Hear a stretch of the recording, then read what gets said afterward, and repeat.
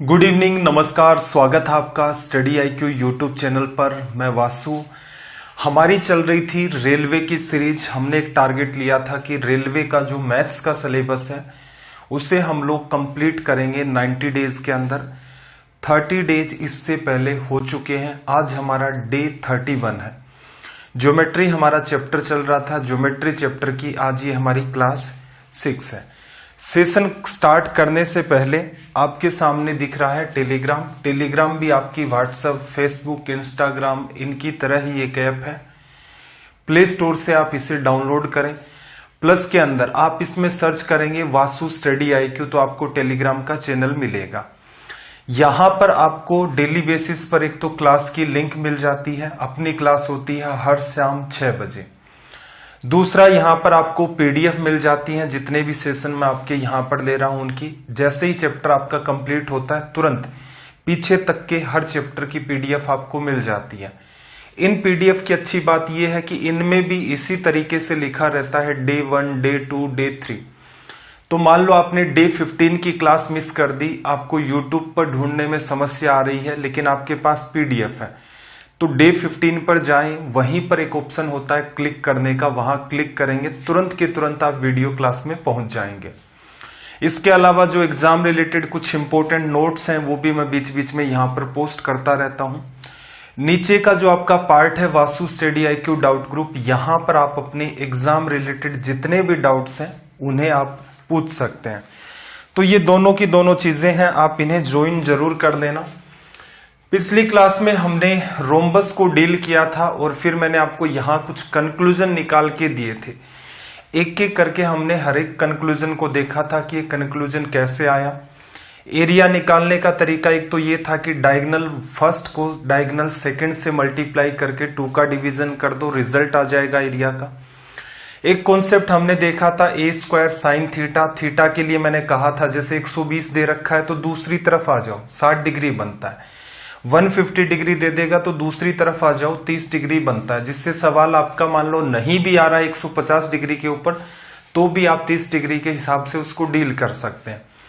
Area लिखने का एक तरीका और था आपको कि एक साइड लो, उसको मल्टीप्लाई करो दोनों पैरेलल साइड के बीच का जो परपेंडिकुलर डिस्टेंस है उससे। एक प्रॉपर्टी और थी डायगोनल 1 का स्क्वायर प्लस डायगोनल 2 का स्क्वायर इक्वल्स टू में 4 इंटू में साइड स्क्वायर। मैंने कहा था कि जो आपका रोम्बस है, समचतुर्भुज है, उसका कॉन्सेप्ट एक्चुअल में होता है राइट एंगल ट्रायंगल। कहां बनता था, कैसे बनता था, ये बनाकर भी दिखाया था। लगभग 15 के आसपास शायद हमने सवाल भी डील किए होंगे वहां पर। फिर जो सबसे लास्ट बात है उसकी हमें नीड नहीं पड़ रही थी, हालांकि उसे आपको ध्यान रखना है। एग्जाम में हो सकता है स्टेटमेंट की फॉर्म के अंदर डायरेक्ट आपसे कोई ना कोई रिजल्ट पूछ ले। अब देखो एक इंपॉर्टेंट बात और देखना कि मैंने एक होमवर्क दिया था आपको, कंक्लूजन आपको निकालना था कुछ इस टाइप का। रेलवे के हिसाब से मान लो अगर लेवल को काफी आगे बढ़ाता है तो एक संभावना बनती है कि इस टाइप का कोई सवाल क्रिएट कर ले।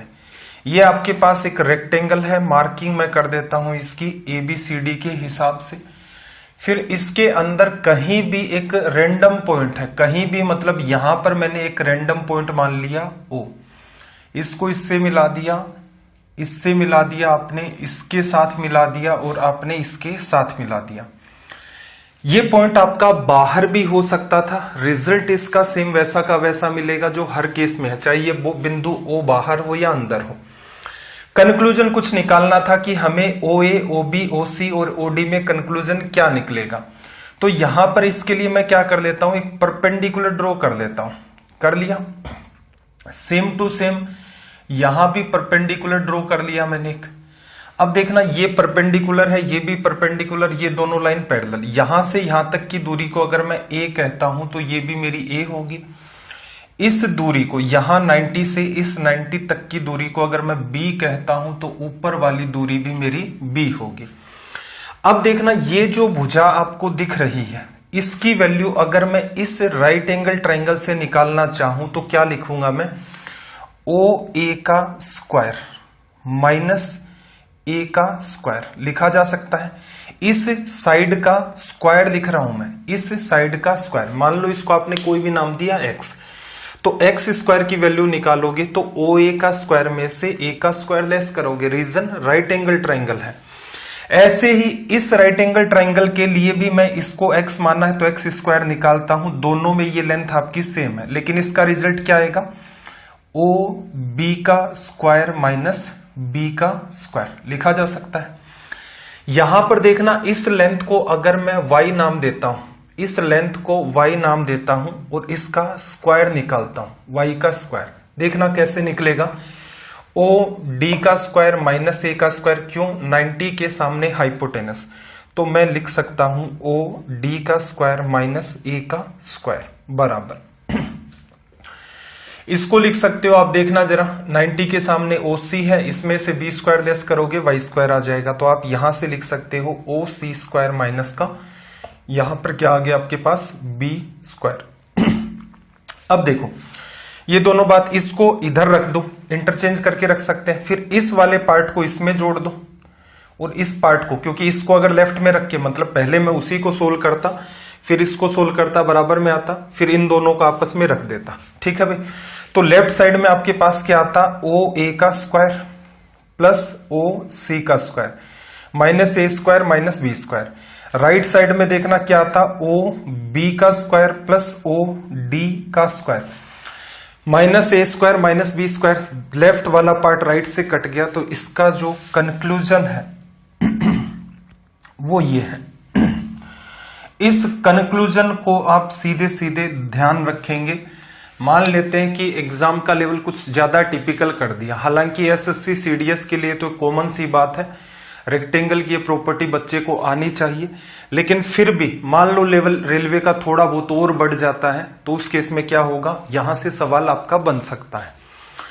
चलिए भाई सेशन को स्टार्ट करते हैं। पिछली क्लास में आपको मैंने दिया था होमवर्क, उसी होमवर्क से हम लोग अपने सेशन को आगे बढ़ाते हैं। क्वेश्चन नंबर 546 है। आई होप कई सारे स्टूडेंट ने इसको डील भी कर लिया होगा। 546 देखना जरा, इस सवाल में इसने आपसे क्या कहा।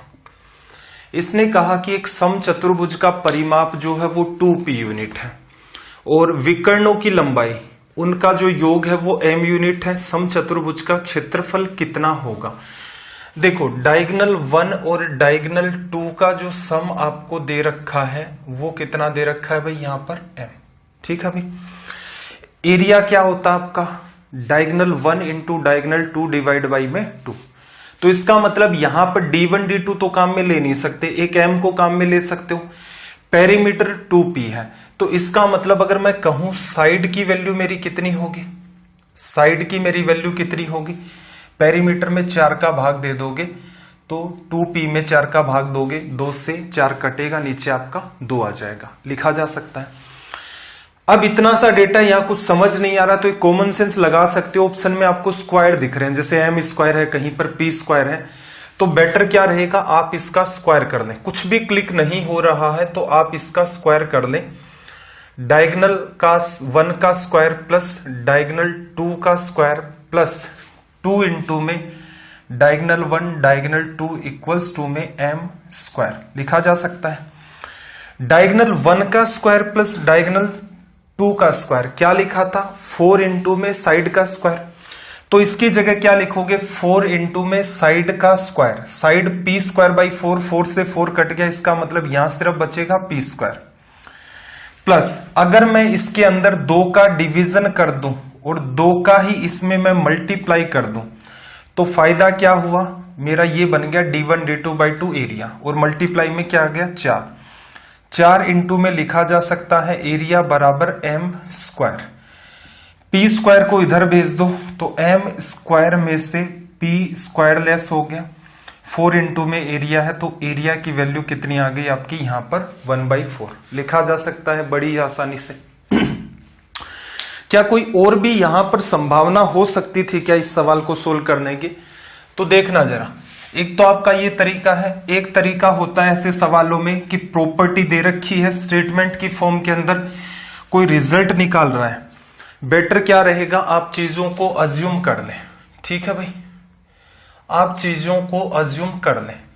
तो अज्यूम करने के लिए देखो, अगर आपके अंदर थोड़ा सा एक्सपर्ट लेवल है तो डायग्राम बनाने की नीड नहीं है। अगर एक्सपर्ट नहीं हो तो बिल्कुल आपको डायग्राम बनाना पड़ेगा। सबसे इजी क्या रहेगा भाई, मैं इसको 4 मानू, इसको 3 मानू, तो ये 5 आ जाएगा, इधर भी 4 लिखना होगा, इधर भी 3। ये सारी बातें हम लोग पहले कर चुके हैं। पेरीमीटर इसने क्या दी भाई, 2p।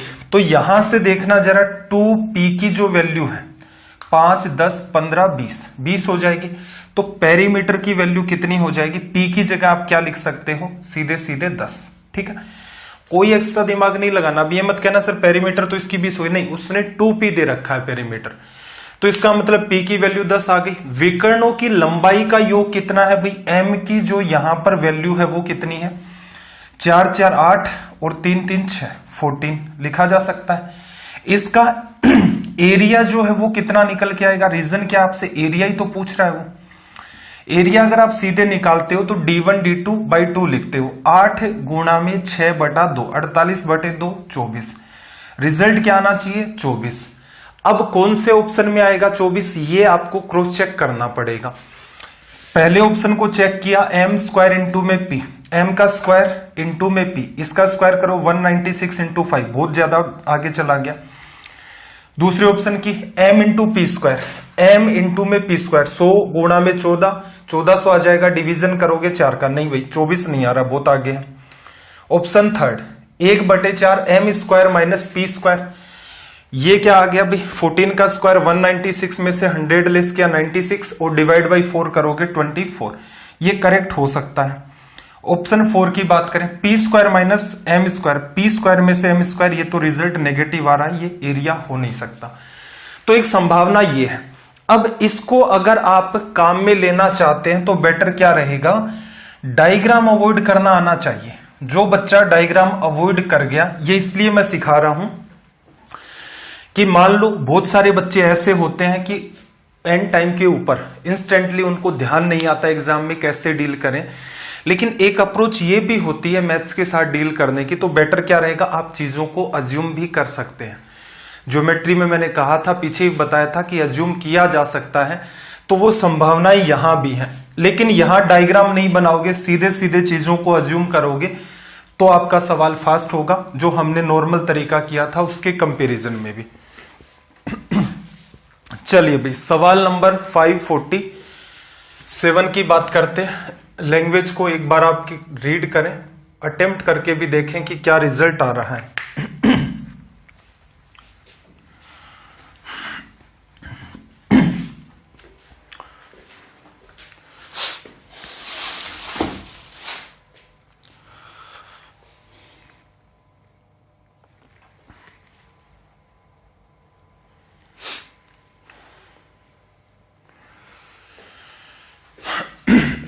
देखना जरा क्या कहा, एक समचतुर्भुज का क्षेत्रफल 256 वर्ग सेंटीमीटर है, उसका एक विकर्ण दूसरे से दुगुना है, बड़े विकर्ण की लंबाई।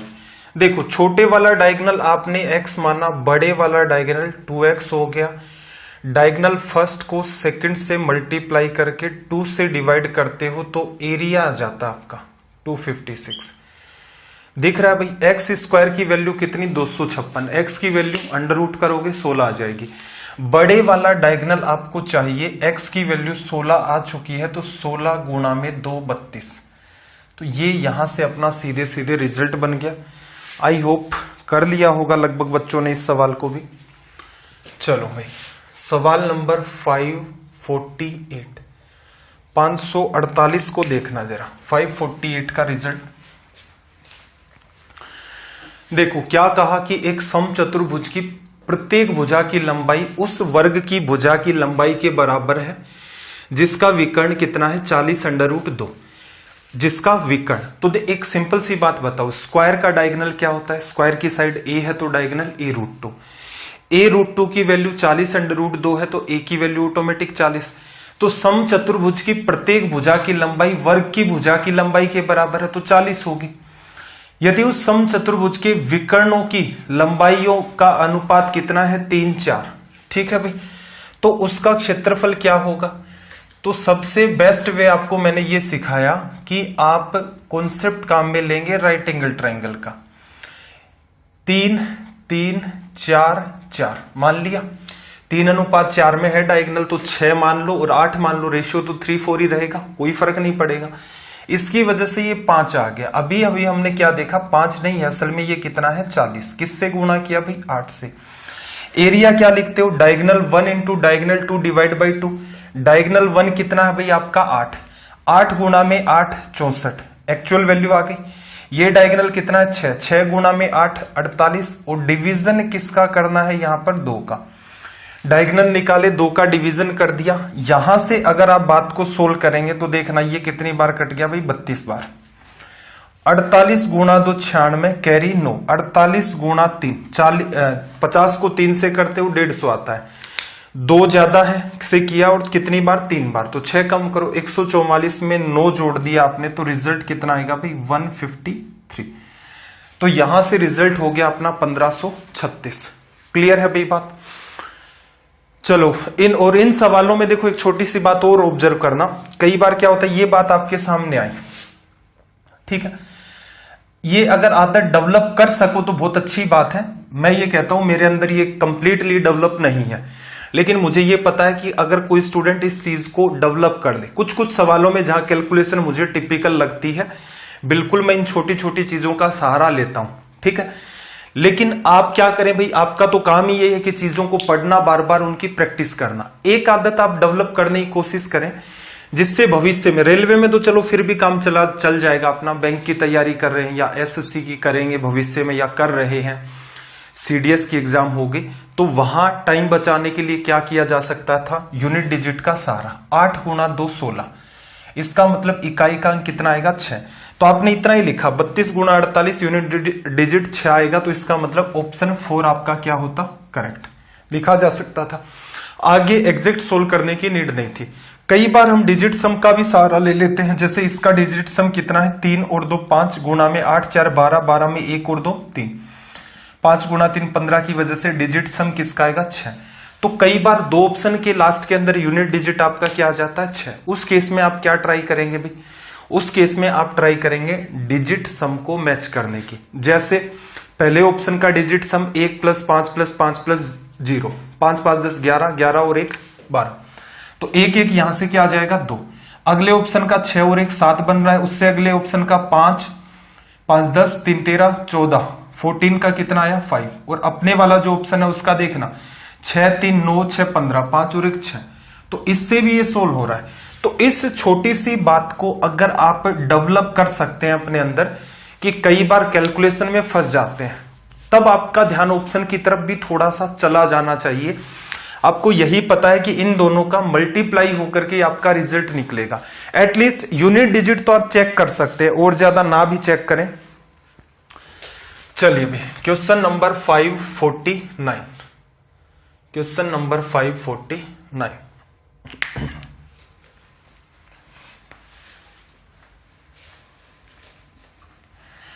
लैंग्वेज को रीड करो और एक बार के लिए अटेम्प्ट करके भी देखो। आपके पास लगभग 15 सेकंड का यहां पर टाइम है, अटेम्प्ट करके देखो इससे बात बन रही है या फिर नहीं बन रही।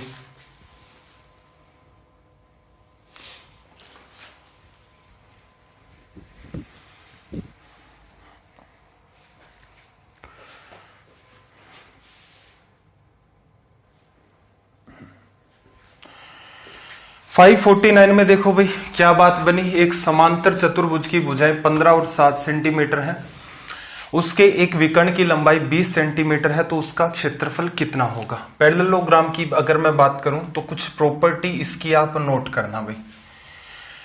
प्रॉपर्टी सेम टू सेम उसी टाइप की है जिस टाइप की हम लोगों ने वहां पढ़ी थी। ये आमने सामने की साइड आपकी पैरेलल भी होती है पैरेललोग्राम में, और इक्वल भी होती है, ये साइड बी और बी। देखो यहां मार्किंग करके कुछ बेसिक सी प्रॉपर्टी है, सीधे सीधे रोम्बस के साथ रिलेट होती हैं। रोम्बस वाली चीजों को प्रूफ करके देखा था, इनको प्रूफ नहीं करके देखेंगे। देखना रोम्बस में हमने क्या पढ़ा था भाई, डायगोनल 1 AC को हम लोग मान सकते हैं यहां से डायगोनल 1, BD को हम लोग यहां से मान सकते हैं डायगोनल 2। ये वहां रिजल्ट क्या आया था भाई, डायगोनल 1 का स्क्वायर प्लस डायगोनल 2 का स्क्वायर बराबर क्या था, 4a स्क्वायर, ए स्क्वायर प्लस ए स्क्वायर प्लस ए स्क्वायर प्लस ए स्क्वायर, 4a स्क्वायर। यहां रिजल्ट क्या आएगा, ए स्क्वायर बी स्क्वायर ए स्क्वायर बी स्क्वायर। तो इसका मतलब 2 बार तो अपने पास ए स्क्वायर है और 2 बार ही आपके पास बी स्क्वायर है। प्रूफ नहीं करवा रहा, वहां से थोड़ा सा ये टिपिकल है, उसके कंपैरिजन में इसका प्रूफ। तो टाइम नहीं किल करेंगे, बात को सीधे सीधे ध्यान रखोगे, रिलेट करवा दिया है मैंने। सवाल को एक बार हटा देता हूं, ठीक है भाई। ये अगर आपका एंगल थीटा है तो वहां आप एरिया क्या लिखते थे भाई, ए इंटू में ए साइन थीटा आया था, ठीक है। रीजन क्या था कि हमने इसके 2 बराबर टुकड़े कर लिए थे। इस ट्राइंगल का एरिया 1/2 ए स्क्वायर साइन थीटा था, इसका भी उतना ही था, तो इसका निकाल के 2 से गुणा कर दो। तो एरिया इसका भी आप निकाल सकते हो, a into b sine theta divide by 2। इस ट्राइंगल का एरिया जस्ट डबल कर दोगे पूरे का आ जाएगा। तो ये लिख सकते हैं आप ए इंटू में बी साइन थीटा लिखा जा सकता है। क्या ये दोनों के दोनों एक दूसरे को 90 डिग्री पर बाइसेक्ट करेंगे, बाइसेक्ट तो करते हैं, क्या 90 डिग्री पर बाइसेक्ट करेंगे, नहीं करते। यहां पर आपका डायगोनल 1 डायगोनल 2 को 90 डिग्री पर बाइसेक्ट नहीं करता है। रीजन ये है कि कुछ चीजें आप या तो प्रूफ करके देखो, प्रूफ में टाइम ज्यादा लगता है, तो डायग्राम को मॉडिफाई कर दो। डायग्राम कुछ ऐसा बना लो स्ट्रेच करके, ये मैंने मान लो कोई पैरेललोग्राम बनाया इस टाइप का। अब यहां से जैसे ही आप डायगोनल 1 और 2 बनाएंगे, आपको ऑटोमेटिक पता चल जाएगा कि भाई ये एंगल तो 90 से बड़ा है, ये एंगल 90 से छोटा है। तो डायगोनल एक दूसरे को 90 डिग्री पर बाइसेक्ट नहीं करते। तो ये प्रूफ करने का एक तरीका और होता है। प्रूफ असल में देखा जाए तो अपनी अंडरस्टैंडिंग के लिए ही यहां पर इन सारी चीजों को काम में लिया जाता है। एक इंपॉर्टेंट बात और समझना, यहां से एक कंक्लूजन और निकलेगा। यहां अगर ये वाली जो दूरी है बीच की इन दोनों पैरेलल लाइन के, इसे अगर मैं H1 कहूं तो देखना इस ट्राइंगल का एरिया, इस ट्राइंगल का एरिया क्या लिखोगे, ये वाला जो है ABD 1/2 A इंटू में H1। इतना फास्ट क्यों करवा रहा हूं, क्योंकि डिटेल में पीछे करवाया जा चुका है रोम्बस में। 1/2 A इंटू H1, इसका भी 1/2 A इंटू में H1 आ जाएगा। 2 से गुणा करोगे तो एरिया आप क्या लिख सकते हो, इसका यहां से एरिया लिखा जा सकता है A इंटू में H1 लिखा। कई बार क्या होता है, आपको ये 2 पैरेलल साइड है, अब ये दूरी ज्यादा और कम होने की वजह से अगर आप यहां एक परपेंडिकुलर ड्रॉ करें तो इसकी लेंथ डिफरेंट होगी इसके कंपैरिजन में। रोम्बस में तो सेम थी, इसको मैंने नाम दे दिया S2, ठीक है भाई। यहां से आप ड्रॉ करोगे, ये भी आपकी S2 आएगी। ट्राइंगल BCD का एरिया क्या होगा, 1/2 B into S2। Triangle ABD का एरिया क्या होगा, 1/2 B इंटू में ये वाली दूरी फिर S2 आ जाएगी। 2 से गुणा कर दो, पूरे का ही एरिया आ जाएगा। तो ये लिखा जा सकता है B इंटू में H2। अब यहां से बात को थोड़ा सा आप अंडरस्टैंड करना, ये इंपॉर्टेंट बात है। एक तो ये रिलेशन इंपॉर्टेंट है, ये वाली बात तो बार बार घूमती रहती है। एरिया आप लिखना चाहो तो A इंटू में B साइन थीटा आप लिख सकते हैं। डायगोनल 1 का स्क्वायर प्लस डायगोनल 2 का स्क्वायर इक्वल्स टू में क्या होता है, twice of A square plus B square.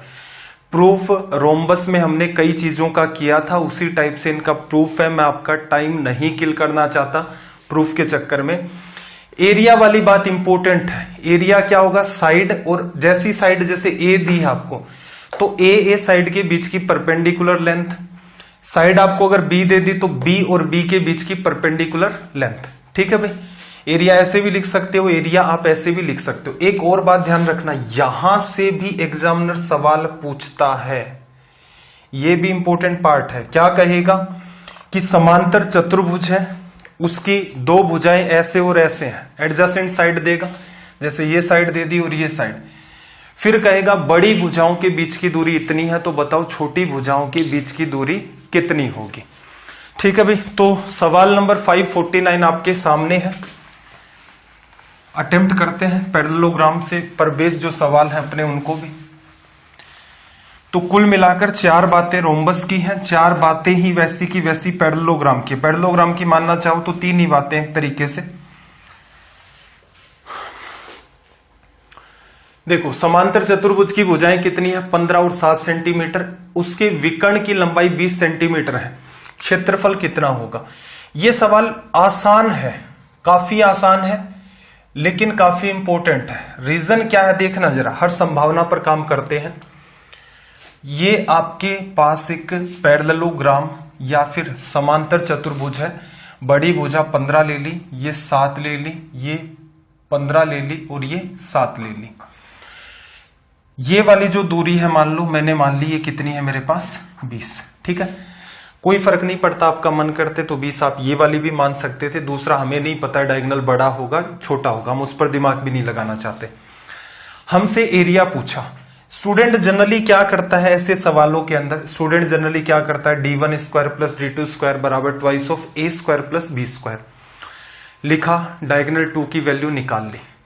अब एक तरीका तो यह है रोम्बस की तरह d1 d2 बाई 2 कर दे, लेकिन वो बात यहां एप्लीकेबल नहीं होती, वो रोम्बस में होती है। उसका रीजन भी देखा था हमने कि 90 डिग्री पर डायगोनल्स एक दूसरे को बाइसेक्ट करते हैं, उस वजह से ऐसा कंक्लूजन निकला था। यहां ऐसा कोई कंक्लूजन नहीं है एरिया का। एरिया या तो लिखोगे a स्क्वायर साइन थीटा, या एरिया क्या लिखोगे a इंटू h1 या फिर b इंटू में s2, इस टाइप से। तो इसका मतलब आपके पास दोनों साइड हैं, दोनों डायगोनल है। एरिया कैसे निकाला जाए, बड़ा ही नकली सा सवाल है ये वैसे देखा जाए तो, लेकिन पहली बार जब स्टूडेंट देखता है तो उसके समझ में नहीं आता कि क्या करें। एक बात बताओ, इस ट्राइंगल का एरिया तो निकाल ही सकते हो, निकाल सकते हो ना। ट्राइंगल की साइड 7, 15, 20 है। एरिया किससे निकालोगे, बेटर रहेगा हीरोज फॉर्मूला से निकालें।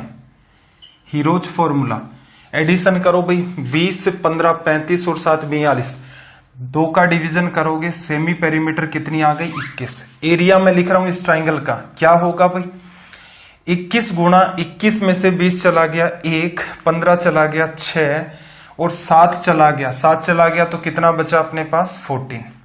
लिख सकते हैं।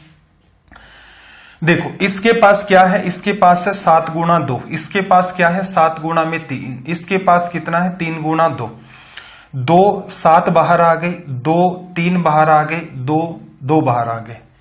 रीजन क्या है, स्क्वायर तो बनी रहे, तो बाहर क्या निकल के आया 7 भी आ गया, 3 भी आ गया, 2 भी आ गया।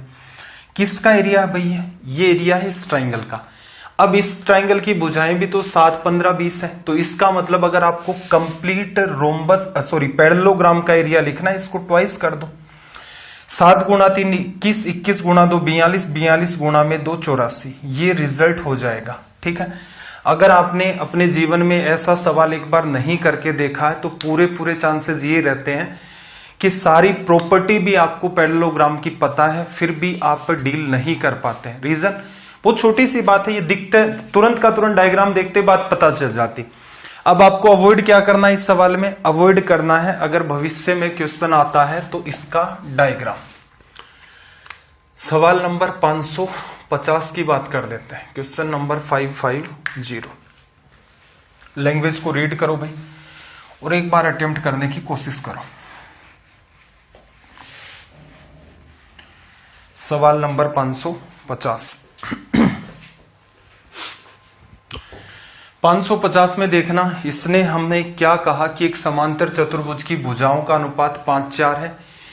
क्षेत्रफल आपको दे दिया इसने 100 वर्ग इकाई। बड़ी भुजा पर लंब जो है वो आपका कितना है 20, छोटी भुजा पर लंब कितना है। देखो सिंपल सी बात तो आप ऑब्जर्व करना है, यहां पर सिंपल सी बात ऑब्जर्व क्या कर सकते हो इस तरफ से। देखो एक भुजा 5, 1, 4, आप क्या कर दो, एक भुजा 5x ले लो, एक भुजा आप 4x ले लो। ठीक है भाई, बड़ी भुजा पर लंब की लंबाई कितनी है 20। आपको एक बात लिखाई थी कि एरिया जब आप लिखते हो तो a इंटू में h1 लिख सकते हो और यही बात b इंटू में h2 लिख सकते हो। इस पर भी सवाल बनता है, ये पार्ट भी इंपॉर्टेंट है, और एरिया भी पूछ सकता है। तो क्यों ना मैं देखो, बड़ी भुजा मेरे पास कितनी है 5x, इस पर परपेंडिकुलर की लेंथ कितनी है भाई 20। छोटी भुजा मेरे पास कितनी है 4x, इस पर परपेंडिकुलर की लेंथ मैंने मान ली कि ये भी एरिया है, ये भी एरिया है, दोनों को क्या कर दो इक्वल। x से आपका x कट गया, 4 से काटोगे 5 बार, 5 गुणा 5 25 बराबर की। सीधे भी आ सकता था। आप कहोगे सर ऐसा नहीं करना चाहते, कोई बात नहीं, डिटेल में करो। एग्जाम में तो इतना सा था। ये अप्रोच अगर समझ में आती है बहुत अच्छी बात है, नहीं आती तो देखना। 5x बड़ी भुजा है, परपेंडिकुलर की लेंथ 20 है, इससे क्या निकल के आएगा एरिया। इसको सोल्व करोगे 20 500 2 जीरो खत्म हो गए। x की वैल्यू कितनी आई आपके पास 10, तो इसका मतलब एक भुजा आपके पास कितनी है 50 और एक भुजा आपके पास 40 परपेंडिकुलर लेंथ के मान लेते हैं। एरिया कितना आना चाहिए भाई 100। 0 से 0 4 का डिवीजन करोगे, के की वैल्यू कितनी आएगी 25। तो बेटर क्या रहेगा, उस बात को पकड़ने की कोशिश करो ना जिससे सवाल इजी हो। क्यों अनवांटेड चक्कर में पड़ रहे हैं हम लोग, अपने को नीड ही नहीं थी वहां से वैल्यू निकालने की, सीधे सीधे ये सवाल डील किया जा सकता था। क्वेश्चन नंबर 551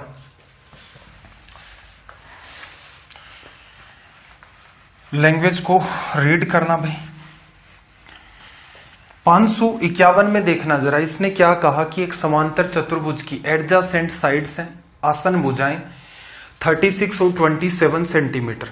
यदि उस चतुर्भुज की छोटी भुजाओं के बीच की दूरी 12 है तो बड़ी भुजाओं के बीच की दूरी, बड़ी भुजा कितनी है भाई 36, बीच की दूरी मैंने मान ली यहां से x, इसको गुणा करता हूं एरिया आता है। छोटी भुजा कितनी है 27 और छोटी भुजाओं के बीच की दूरी परपेंडिकुलर डिस्टेंस होती है, ये कितनी हो गई 12। x की वैल्यू निकालनी है, 12 को काटा 36 से 3 बार, 3 से इसको काटोगे, x की वैल्यू कितनी आ गई 9। लिखा जा सकता है, इजी है सवाल। चलिए भाई 552 की बात कर लेते हैं। सवाल नंबर 552, लैंग्वेज को रीड करो एक बार। देखो 552 में इसने क्या कहा कि एक समांतर चतुर्भुज की दो आसन भुजाओं की लंबाई 15 और 18 है, दो छोटी भुजाओं के बीच की दूरी 12 सेंटीमीटर है, तो बड़ी भुजाओं के बीच की दूरी देखो 15 आपकी छोटी भुजा, बीच की दूरी 12, 15 गुणा 12 कितना हो गया भाई 180, सीधे भी लिख सकते हो। उस तरफ बड़ी भुजा x है, बीच की दूरी बड़ी भुजा 18 है, बीच की दूरी x है, इससे इसको कैंसिल आउट करोगे, रिजल्ट क्या आ गया 10। तो ये डेटा इतना आसान था कि आप चाहते तो इस सवाल को माइंड में डील कर सकते थे। अनवांटेड इनके ऊपर टाइम नहीं किल करेंगे, इजी वे में ये सवाल आपके सोल्व हो जाते हैं, बशर्ते रोम्बस पढ़ा हो आपने पहले, उसी से रिलेट करता है आपका पैरेललोग्राम समांतर चतुर्भुज। देखो आगे फिर इसने एक सवाल कहा कि एक समांतर चतुर्भुज की दो भुजाएं 20-25 सेंटीमीटर हैं, 25 सेंटीमीटर की भुजा पर जो परपेंडिकुलर है वो 10 है, तो दूसरी भुजाओं के जोड़े के अनुरूप शीर्षलंब क्या होगा। सीधी सी बात है भाई, दूसरी जो साइड्स है उनके बीच की जो डिस्टेंस है परपेंडिकुलर डिस्टेंस वो पूछ रहा है। 25 गुणा 10 आपका कितना आ जाएगा भाई 250, लेफ्ट साइड में 250, राइट में 20 गुणा x, 0 से 0 कट गया, 25 में 2 का डिवीजन करोगे तो सीधे सीधे आपका रिजल्ट बनेगा 12.5। Option 3 will be your answer, लिखा जा सकता है। ठीक है भाई, अब यहां ये मत कहने लग जाना कि सर बहुत जल्दी करवा रहे हो, आप खुद सोच के देखो यार इनमें कुछ है क्या सवालों में। नकली टाइप के सवाल है, नकली मतलब तब है जब आपने चीजों को समझ लिया, अगर नहीं समझ रखा है तो यही सवाल फिर जानलेवा हो जाते हैं। समांतर चतुर्भुज की भुजाएं दे दी भाई 60 और 40 और उनका एक विकर्ण इतना है, तो उसका एरिया आपसे पूछा गया। अभी पीछे जो सवाल था उसको करवाया था मैंने, आप होमवर्क में हर बच्चा जो भी देख रहा है होमवर्क है, ये आपका कमेंट सेक्शन है, क्लास जैसे ही खत्म हो जाती है आप इसका कमेंट करेंगे, पीछे मैंने इस सवाल को करवा दिया है। ठीक है भाई, इसी सवाल में आपसे ये पूछ सकता था डायगोनल 2, इस सवाल को मैं दूसरी लैंग्वेज लेकर के सोल्व करवा देता हूं, आपसे पूछ लेता डायगोनल 2 क्या होगा। तो क्या करते भाई, डायगोनल 1 का स्क्वायर, 1 का स्क्वायर कितना हो जाएगा, डायगोनल 1 का स्क्वायर 80 का स्क्वायर 1600, डायगोनल 2 का स्क्वायर, डायगोनल 2 आपने लिखा इसका स्क्वायर बराबर 2 गुणा में पहली साइड 60 का स्क्वायर कितना हो जाएगा 6 गुणा 6 3600 और प्लस में 40 का स्क्वायर 1600 लिखा जा सकता है। ये वाली बात उधर चली जाएगी, डायगोनल 2 का स्क्वायर देखना 36 गुणा 2 कितना हो गया भाई आपका 7200, 2 गुणा 1600 में से एक 1600 चला गया तो सिर्फ क्या बचा 1600। डायगोनल 2 की वैल्यू अगर आप लिखना चाहें तो अंडर रूट में 2 जीरो तो सीधे सीधे 6 2 8 7 1 8 लिखा जा सकता है। डायगोनल 2 निकालोगे तो 1 0 तो सीधे सीधे आ जाएगा, आ गया इनकी वजह से। 88 गुणा 100 लिख सकते हो, मतलब 10 बाहर निकाल लिया। इसे आप लिखोगे तो 11 गुणा 8 88, 8 का तो अंडर रूट होगा नहीं, तो 22 गुणा 4 पढ़ो, तो 22 गुणा में 4 लिखोगे तो 22 अंदर रह गया, 4 का अंडर रूट होके बाहर आएगा, 2 गुणा में 10 20। तो अगर इस सवाल में आपसे डायगोनल 2 पूछता तो ऐसे हम लोग फाइंड करते। जो सवाल पूछा गया ये आपका होमवर्क है, कमेंट सेक्शन में आपको बताना है क्लास खत्म होने के बाद। जब आपका स्ट्रीम चल रहा होता है उस टाइम बताने की नीड नहीं है। चलिए भाई, सवाल नंबर 555 क्लास को अगर अभी तक लाइक नहीं किया है तो कम से कम लाइक तो कर दो।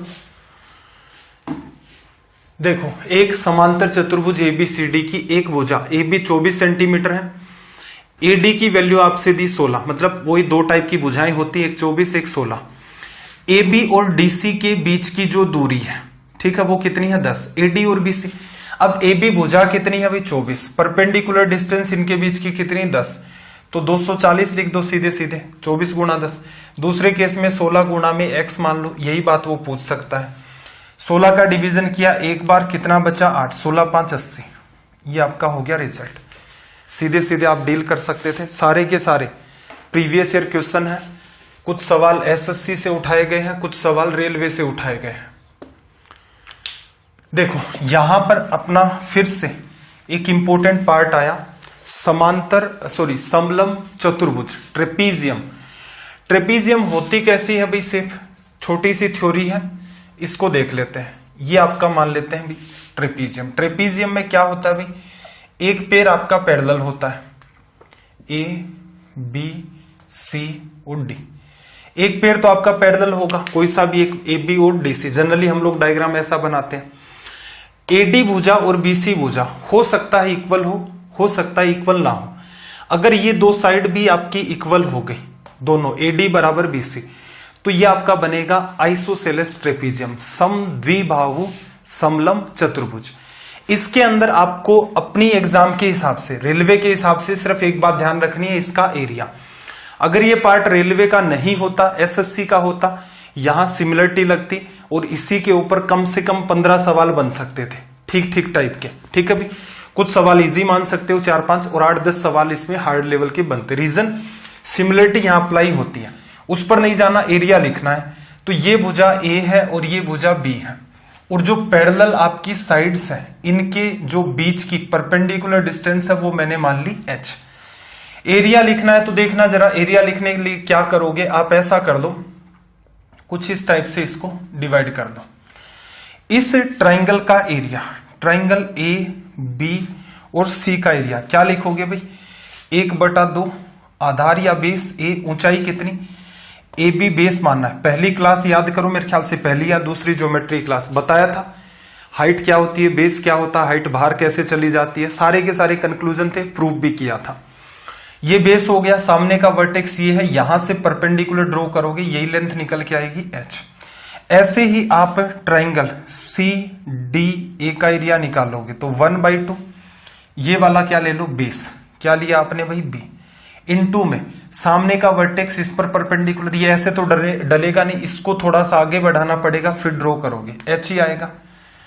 अब पूरे के पूरे ट्रेपीजियम का एरिया आपको निकालना है, तो देखना जरा, दोनों को ऐड कर दो, 1/2 भी कॉमन, h भी कॉमन, ब्रैकेट में क्या आ जाएगा A + B। h को मैंने थोड़ा सा हटा के लिख दिया।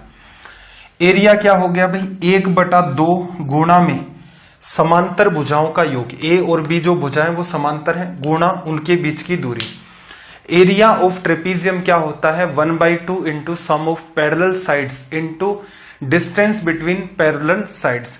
पैरेलल साइड के बीच की जो डिस्टेंस है वो वैसे भी परपेंडिकुलर की फॉर्म में ली जाती है। ये वाली बात ध्यान रखनी है रेलवे के हिसाब से। और जैसे ही ये सवाल रेलवे से SSC में मूव करता है ट्रेपीजियम, कई सारी बातें इसमें बन जाती हैं। हालांकि वो रिजल्ट एक PDF आपने देखी होगी, ग्रुप पर मैंने काफी पहले भेजी थी।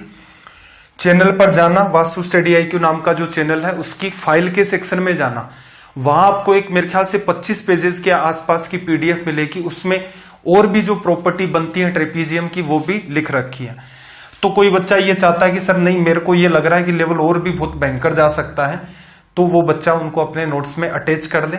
प्रॉपर्टी उसमें भी बहुत ज्यादा टिपिकल है, वो नहीं अटैच करनी है। ठीक है भाई, टिपिकल क्या बनती है भाई, ये वाली इस टाइप से, जैसे ही ये क्रॉस डलता है, डायगोनल बनते हैं, इतने में ही ये कई सारे टिपिकल रिजल्ट देना स्टार्ट कर देती है। चलो भाई 556 का जो अपना सवाल है उसको देख लेते हैं। Question number 556। एक समलंब चतुर्भुज की दो समांतर भुजाओं की लंबाई कितनी है, 6 और 8। चतुर्भुज की ऊंचाई आपको 4 दी है। एरिया क्या लिखोगे, 1/2। Sum of parallel sides 8 + 6 14 into में डिस्टेंस बिटवीन देम, 2 से कटा 14 इंटू में 2, रिजल्ट क्या आ गया भाई 28। सवाल इतना आसान था कि आप चाहते तो वर्बली इसको डील कर सकते थे।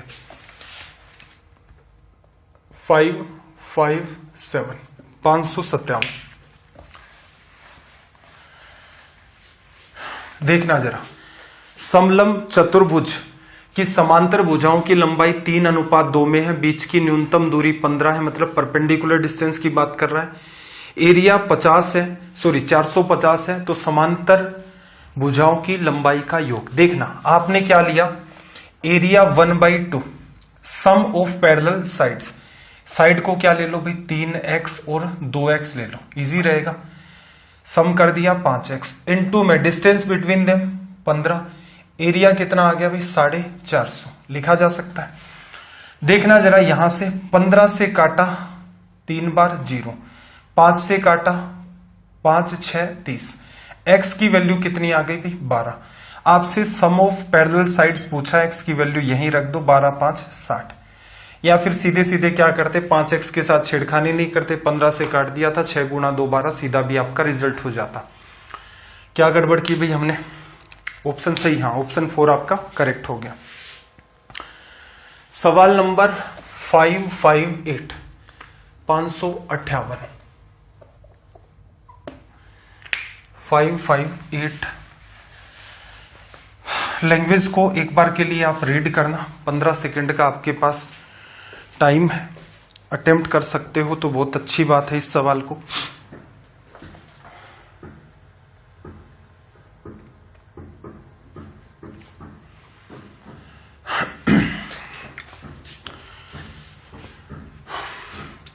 बनी होगी किसी बच्चे की तो बात। देखना, एक समलंब चतुर्भुज की दो समांतर भुजाओं के बीच की भुजाओं की लंबाई 28 और 40 सेंटीमीटर है। इसकी अन्य दो भुजाओं की लंबाई है वो 12 सेंटीमीटर है, तो इसका क्षेत्रफल क्या होगा। देखो, ये जो आइसोसेलेस ट्रेपीजियम होता है ये बड़ा ही मजेदार होता है और इसकी कई सारी प्रॉपर्टी ऐसी होती हैं जिससे बच्चे को भयंकर तरीके से इंप्रेस किया जा सकता है। ठीक है, हमें अपनी एग्जाम के लायक जो बात है वो सीखनी है। ये पूरी की पूरी जो लंबाई है वो कितनी है भाई 40। ध्यान से देखना, आइसोसेलेस में एरिया कैसे निकालोगे। ये लंबाई कितनी है भाई आपकी 28 सेंटीमीटर, लिखा जा सकता है। दो समान भुजाएं हैं वो कितनी है 12 और 12। ठीक है भाई, एक तो हमेशा ध्यान रखना, चलो एक बार तो इसको थोड़ा सा सोल्व कर देते हैं, ये और भी तरीके से कन्वर्ट होता है। देखना, आपको एरिया चाहिए, एरिया आप क्या लिखोगे 1/2 समांतर भुजाओं का योग 40 + 28 68 इनटू में बीच की दूरी चाहिए, तो क्या करो यहां से एक परपेंडिकुलर ड्रॉ करो। लेकिन इससे क्या पता चलेगा, नहीं पता चलेगा, तो एक परपेंडिकुलर आप यहां से भी ड्रॉ कर सकते हैं। कर दिया, ये भी कितना आएगा h। अब देखना, ये 90-90 ये दोनों आपस में वैसे ही पैरेलल थी, तो ये ऑटोमेटिक यहां बिहेव किसकी तरह करेगा 90 की तरह, 90 की तरह। ये भी रेक्टेंगल बना, ये 28 है तो सामने की भुजा भी कितनी 28, और दोनों तरफ देखो 12 का स्क्वायर माइनस h स्क्वायर ये वैल्यू, 12 का स्क्वायर माइनस h स्क्वायर ये वैल्यू। इसका मतलब ये दोनों जो लेंथ आपकी बनी है आइसोसेलेस में ये सेम हो जाती है। 28 ये है, बचा कितना 12, तो इसका मतलब 6 इसको दे सकते हो आप, 6 इसको दे सकते हो। हाइट अगर आपको निकालनी है तो हाइट आप लिख सकते हो, देखना h 90 के सामने हाइपोटेनस क्या हो गया भाई 12 का स्क्वायर माइनस 6 का स्क्वायर। अब देखो 12 को 6 × 2 लिख सकते हो, 6 स्क्वायर कॉमन लोगे तो बाहर 6 आएगा अंडर रूट में, 6 × 2 6 × 2 6 तो बाहर चला गया, 2 × 2 4 4 - 1 3 6 √3 6√3। सोल्व कर दें इसको तो यहां से कितना बचा भाई 3, 8 गुणा में 3 24, 6 3 18 और 2 20, 204√3 इसका हो जाएगा रिजल्ट। आइसोसेलेस ट्रेपीजियम जो होता है वो आपका रेक्टेंगल भी बन सकता है। ठीक है भाई, रेक्टेंगल कैसे बनेगा भाई, अगर आपसे कल को डायगोनल पूछ ले कि ये डायगोनल की लेंथ या ये डायगोनल की लेंथ क्या होगी, डायगोनल हालांकि सेम ही लेंथ के होते हैं, सवाल को मैं चेंज कर रहा हूं। अगर इसमें आपसे पूछता कि डायगोनल 1 और डायगोनल 2 की लेंथ क्या होगी, तो दोनों के दोनों जो डायगोनल आप यहां पर ड्रॉ करेंगे, दोनों के दोनों उनकी लेंथ सेम ही निकल के आती है। चाहे आप ये ड्रॉ कर दो चाहे आप ये ड्रॉ कर दो, कोई फर्क नहीं पड़ता। दोनों डायगोनल आइसोसेलेस ट्रेपीजियम में सेम होते हैं। डील करने का तरीका भाई, इस डायगोनल की वैल्यू जैसे डी मानते हैं, कैसे निकालोगे, तरीका वही परपेंडिकुलर 28, ड्रॉ इधर भी करना है, ये 6 के अंदर चला गया, ये वाली वैल्यू आपने निकाली 12 का स्क्वायर माइनस 6 का स्क्वायर, तो ये वैल्यू 6√3 आ गई।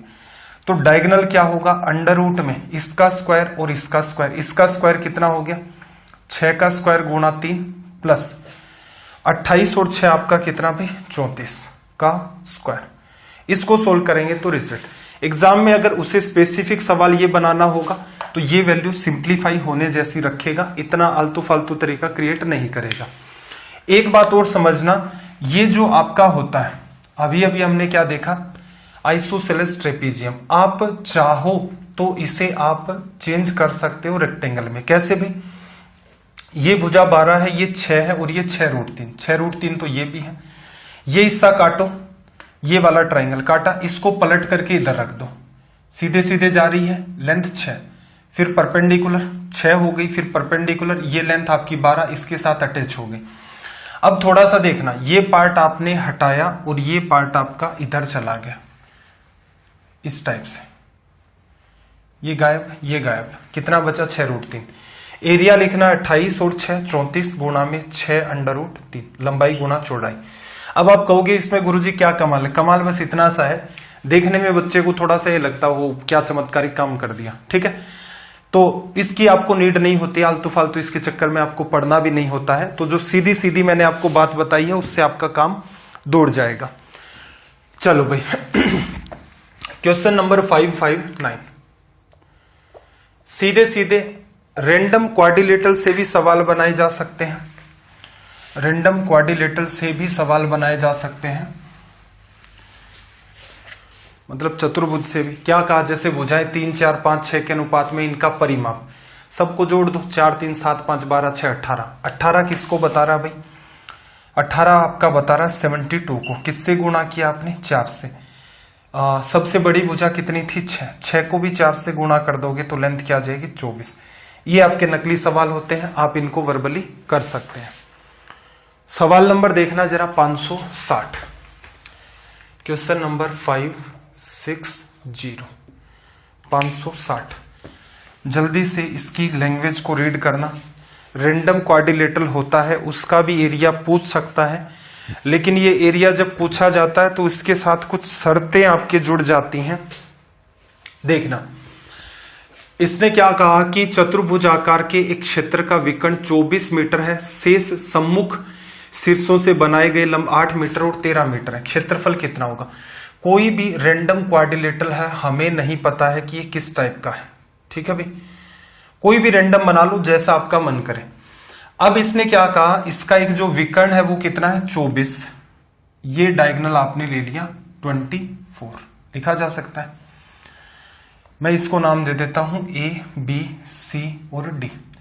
अब इसने क्या कहा कि भाई सम्मुख शीर्ष, डायगोनल के एक सम्मुख में ये है, एक सम्मुख में ये है, वर्टेक्स हो गए, इससे इस पर जो परपेंडिकुलर डाले गए हैं, जैसे एक परपेंडिकुलर कितना है 8 और दूसरा जो परपेंडिकुलर है ये आपका कितना है 13, ठीक है भाई। AC यहां पर डायगोनल है, मैं कह लेता हूं D, इस दूरी को मैं मान लेता हूं H1, इस दूरी को मान लेता हूं मैं S2, ये स्ट्रेट लाइन है।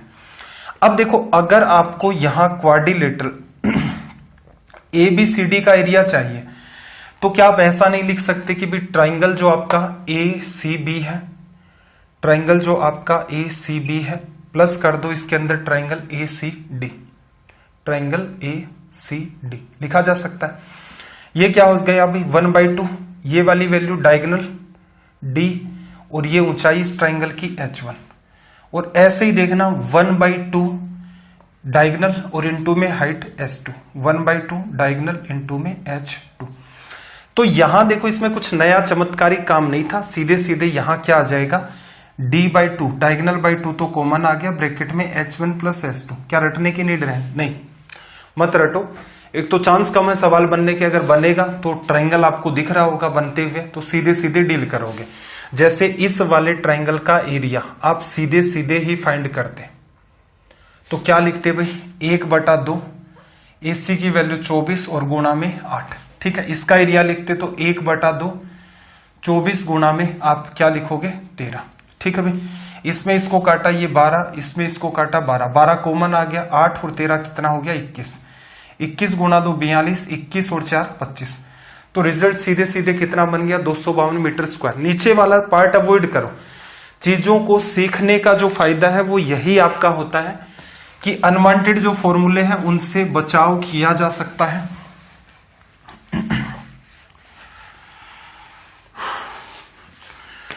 देखो सेशन तो अपना यहीं पर खत्म हो गया। अब कुछ पिछले 2-3 दिन से हेल्थ इश्यू चल रहा है, इस वजह से मैं इस सेशन को तो लंबा नहीं खींचूंगा। एक छोटा सा काम पाथवे है आपका, पाथवे या फिर रास्ता, और जनरली ये किसके अंदर आता है स्क्वायर या फिर आपका रेक्टेंगल। सर्कल वाला तो चलो मैं कवर कर दूंगा तब तक, ठीक है भाई। पाथवे वाला पार्ट है जो आपका, ये है एक होमवर्क, ठीक है। एक तरीका मैं आपको बता देता हूं, असल में देखा जाए, हालांकि ये तरीका जरूर कैलकुलेटिव होता है। पाथवे या रास्ते का क्षेत्रफल, इसको सोल्व करने की सिंपल सी अप्रोच होती है, आउटर जो पार्ट है उसमें से इनर पार्ट को लेस कर दो। जैसे कि एग्जांपल से समझाता हूं, आपके पास एक रेक्टेंगल है जिसकी भुजा ये 12 है और ये मान लेते हैं 6। इसके बाहर ये कह देता है कि 2 मीटर चौड़ा रास्ता है। 2 मीटर इसका मतलब ये लंबाई यहां से यहां चौड़ाई 2, ये वाली भी 2, तो बाहर वाली जो लंबाई आएगी 12 + 4 हो जाएगी, 2 और 2 4 16। ऐसे ही देखो ये भी 2, ये भी 2, ये 6 था, तो ये कितना हो गया 8। अगर कोई आपसे कहे कि रास्ते का क्षेत्रफल क्या होगा, रास्ते का क्षेत्रफल लिखोगे तो बाहर वाला जो पूरा का पूरा जो सबसे बड़ा आपको रेक्टेंगल दिख रहा है उसका एरिया कितना भी 16 गुणा 8, आउटर रेक्टेंगल में से अंदर वाला 12 गुणा में 6, ठीक है भाई। 16 गुणा में 8 लिखोगे, 8 गुणा 8 16 गुणा 2 128, 8 गुणा 8 64 गुणा 2 128, 12 गुणा 6 72, ये 6 आ जाएगा, ये 5 आ जाएगा। एक तरीका तो ये होता है, ठीक है भाई। ये इजी तरीका है, इसमें कोई दिमाग नहीं लगाना, जैसे सवाल बनता उस हिसाब से डील कर सकते हो। होमवर्क क्या है भाई, जो मैंने आपको PDF सेंड कर रखी थी 25 के आसपास, जिसमें पेजेस है। टेलीग्राम चैनल पर जाओगे, फाइल्स में जाओगे, उसके अंदर आप देखोगे तो आपको वो वाली PDF मिल जाएगी। उसमें मैंने पाथवे को डायग्राम बना करके अलग अलग टाइप के 4-5 डायग्राम बनाए हैं। क्रॉस में होगा तो क्या करेंगे, वो जो चीजें वहां मैंने बता रखी है वो स्पीड बूस्ट करने के लिए है। रीजन ये है, बैंकिंग में कई बार ऐसे सवाल आते हैं मेनली, उसके बाद SSC भी बीच बीच में पूछता, हमेशा नहीं पूछता, कभी कभार पूछता है।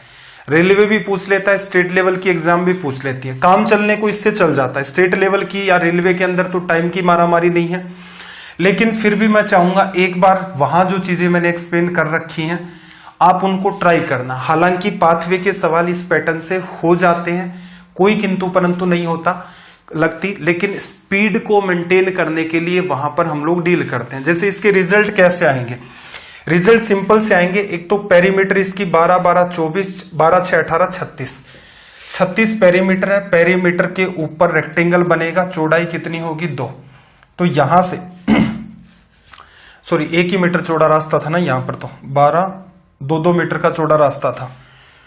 1 मिनट, क्या गड़बड़ कर रहा हूं मैं, 12 6 18, यहां पर कोई गड़बड़ तो नहीं की हमने, ठीक है। देखो इसके उस वाले पार्ट में कई सारी चीजों को एक्सप्लेन कर रखा है। जैसे ये 12 6 18 12 6 18, 18 के ऊपर 12 और 6 18 36 के ऊपर आपका ये वाला बनेगा पाथवे के ऊपर, और प्लस के अंदर 4 वहां पर कॉर्नर में बनेंगे, 4 कॉर्नर में बनेंगे। एक का एरिया 4 गुणा 4 आपका 2 गुणा 2 4, 72 और 80। इसका मतलब इस सवाल में हमने कोई गड़बड़ की है भाई। 128। एक मिनट भाई, थोड़ा सा देखते हैं इसके अंदर। ये भुजा हमारी 12 है और 2 मीटर चौड़ा रास्ता ये हो गया, 2 मीटर चौड़ा ये हो गया, 12 4 16, 6 2 8। ओके ओके ओके, तभी मैं सोचूं कि सारी चीजें कंफ्यूजन में कैसे चलेगी। देखना भाई, देखो चलो फिर से बात को अंडरस्टैंड करना। असल में क्या है, पाथवे का एरिया आउटर जो रेक्टेंगल होगा उसमें से अंदर वाले को लेस कर दो। आउटर कितना है 16 गुणा में 10, अंदर वाला कितना है 12 गुणा में 6। ठीक है भाई, 160 में से आप 72 लेस करेंगे, 8 ये हो गया, 8 बचेगा, 88 आएगा। ठीक है, ये तरीका हो गया नॉर्मल। डायग्राम बनाया, उसके बाद डील कर दी। एग्जाम जो आपकी है उसमें काम चल जाएगा, लेकिन जो पीडीएफ है उसमें मैंने जो चीज प्रोवाइड करवा दी, टाइम बचेगा। हालांकि मैं ये नहीं कह रहा कि मैं ये चीजें नहीं करवाऊंगा, करवा दूंगा, लेकिन थोड़ा सा उनमें हो सकता है टाइम लगे, या बाई चांस मान लो मैं स्किप भी कर जाऊं किसी बात को, तो ऐसा नहीं कह सकते कि सर आपने कोई आइडिया ही नहीं दिया, उस चीज को कंप्लीट ही छुड़वा दी, ऐसा नहीं चाहता मैं। ठीक है, वहां आपको क्या मिलेगा, वहां ये एक्सप्लेन किया होगा कि चारों कॉर्नर पर 4 तो स्क्वायर बनेंगे। ठीक है, पेरीमीटर 12 6 12 6 ये होगी। इसके ऊपर रेक्टेंगल मिलेगा 2 सेंटीमीटर 2 मीटर चौड़ाई का, तो ये 12 6 12 6 18 18 36, 36 गुणा 2 72 तो सीधे आ गया। 4 कॉर्नर के स्क्वायर होंगे, एक स्क्वायर का एरिया कितना होगा 4, 16 ये जोड़ोगे तो सीधे सीधे 88 आ जाएगा। तो जो चीजें यहां दे रखी हैं, रीजन ये है कि अब आपको आदत पड़ गई है और मैं सीधे सीधे कोई भी हिंट कर रहा हूं तो चीजें ऊपर से भी जा रही होंगी। एक बार के लिए आप उस पीडीएफ को जरूर देख लेना। ठीक है भाई, सवाल को मैं हटा देता हूं। अब आपको ये सेशन कैसे लगते हैं, एटलीस्ट यहां पर आप कमेंट जरूर किया करें। आपका कोई सजेशन है तो भी आप कमेंट कर सकते हैं। एग्जाम रिलेटेड कोई डाउट है तो आप डाउट ग्रुप पर उसे सेंड करें। प्रयास रहेगा जल्दी से जल्दी आपको रिप्लाई मिले। आपका दिन रात सब मंगलमय हो। चलिए फिर मिलते हैं अगली क्लास में। जय हिंद, जय भारत।